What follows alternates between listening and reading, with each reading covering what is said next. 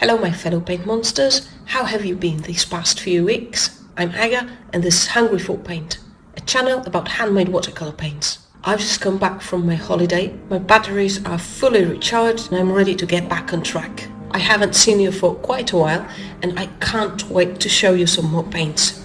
Today I want to present to you watercolors from Purepigments Watercolors from Spain. The paints are packaged like little cute pieces of candy. It looks amazing, they're colorful, you just want to eat all of them. So sweet. There were also some extra stickers in the package and it was a very nice touch. And there was an extra sample, the last color Cadmio. I got this one for free, so that's very cool.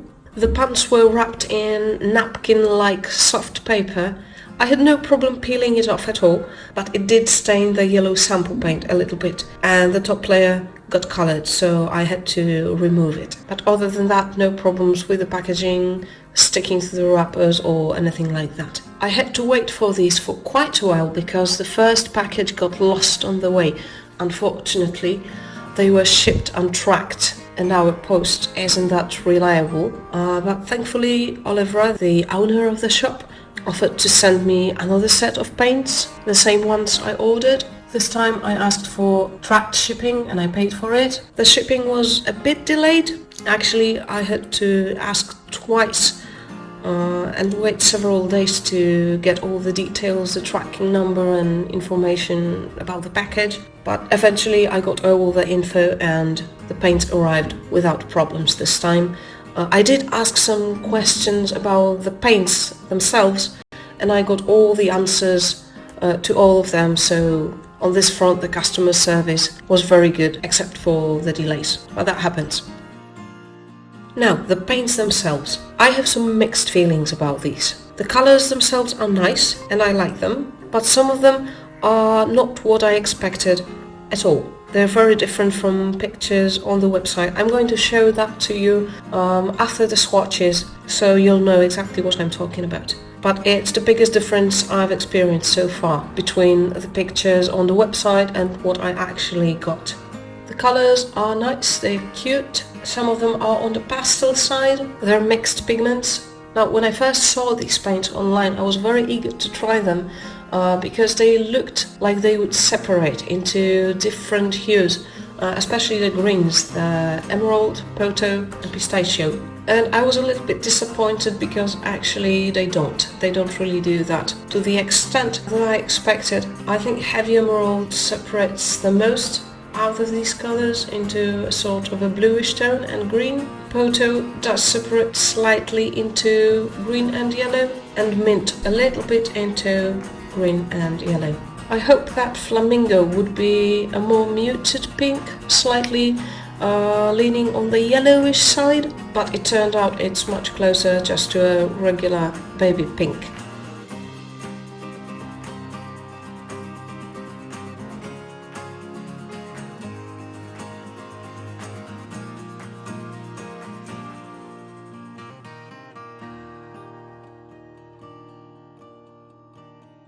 Now let's compare. If you look at heavy emerald, the swatch on the website shows a pretty heavy separation into blue and green, and the color is pretty cool. In reality, it's more yellowish, it's warmer, it's a bit darker, and it does not really separate that much, but there is a certain extent of separation of color. Poto is one of the colors that differ the most. It's much cooler and much more blue than the swatch provided on the shop's website. On the website it looked like a very interesting yellowish green with shades of blue, and in reality it looks a bit similar to emerald, just lighter and a bit more yellow, but nowhere near as much as I expected.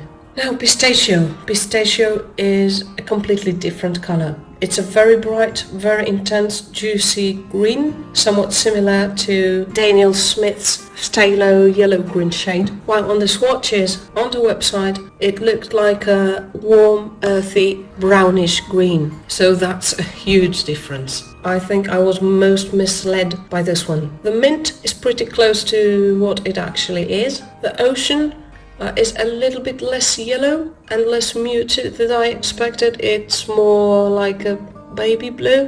In reality it looks, I don't know, more ordinary, but that's just my impression. You might actually like the actual color more. And the deep ocean is quite close to the original too, but it looks more blue and less green to me. Now, I worked very hard and I spent quite a lot of time adjusting the colors in these screenshots to make sure that the colors on my swatches are as close to reality as I could get. Don't get me wrong, I do love some of these colors. Heavy emerald is gold. It is wonderful for backgrounds. And pistachio is a pretty nice color as well. It's just not what I expected at all. Now, another issue I have with these paints are the clumps of yellow pigment that emerge from the paint. If it was only a visual thing, an aesthetic thing, I wouldn't mind, but it turns out that yellow dots that you see in the pans, they're present in all of the greens and in the blues as well a bit. Turns out that when you pick up the paint from the pan and transfer it to the paper, you transfer the clumps, the particles of unmixed yellow pigment together with the paint, and you transfer this pigment to the paper and it stays visible as yellow dots on the paper. So you're going to see, after your paint dries, you're going to see yellow particles of paint on top of your paper. So this is one thing. Another thing is, when the paint dries, if anything touches the clumps of yellow pigment, they're going to smear, they're going to smudge. So the yellow is going to get everywhere. It's going to get on the neighboring pages of your sketchbook, and it's going to smudge on your picture. It's going to look a bit as if you drew with a yellow colored pencil on top of your painting. So for me, that's a bit of a problem. I tried these paints on a lot of different types of paper: cotton, cellulose, rough, smooth, on and not very high quality, smooth mixed media paper. It was Canson mixed media.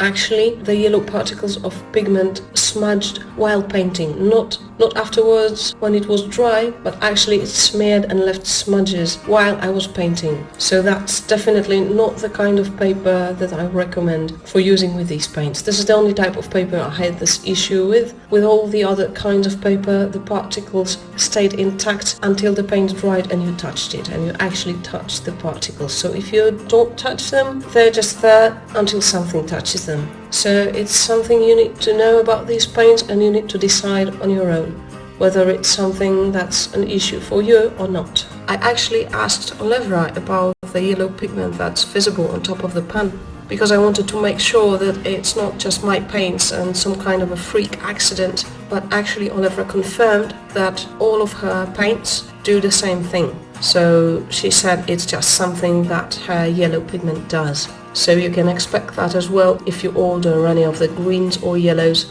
or to some extent the blues.